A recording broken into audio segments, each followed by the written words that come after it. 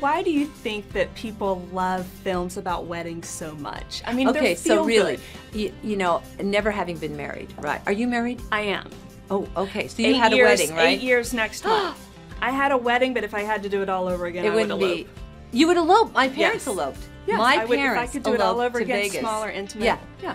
Because it's too much, right? Yes. It's too much. And that's what this movie does. It just brings together the chaos and the nightmare of planning a wedding and the stories. Yeah. The stories of everybody's problems. But in the end, of course, it's very moving. People love movies about weddings. Why do you think that is? I think probably Schadenfreude. It's probably because they watch it and they're usually disasters, the weddings in movies, and probably in real life too. I don't know. I've never had one, but I think they're usually, you know, a disappointment, and you know, and I think people like watching it and thinking, my wedding's not going to be like that. or I'm glad my wedding wasn't like that. Well, this was kind of a reunion of sorts for you with Robert, wasn't it? Well, not really, because, you know, I didn't really know Robert. In fact, I knew none of the people my age. So it was really fabulous. Like, Robin Williams came on the set, and of course he's hilarious.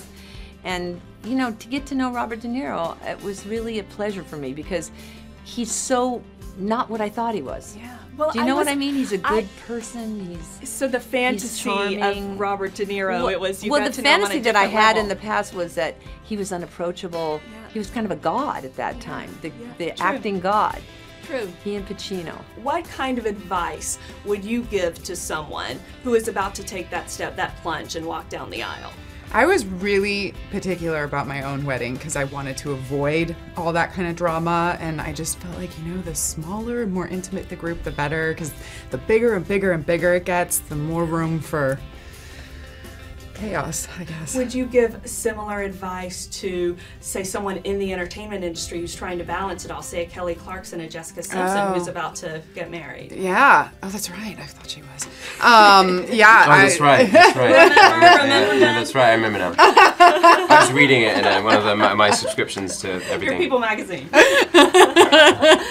What the dress is gonna be, the Oh, flowers. gosh. Yeah, I You would pay say the attention. same thing. I would say keep it intimate and small. I mean, you want to include all the people you love most, but ultimately it's really just kind of the best party ever, and it should feel like that. It shouldn't feel like you have to stand in a receiving line for 4 hours thanking everyone for coming. You know, you want to have fun too. Who is someone at this point now that you haven't worked with? It's that weird, you don't you love? think that? Yes. And wouldn't you think that there's a community of actors, you know, but there is no real community. We and all have of these your separate caliber. fiefdoms.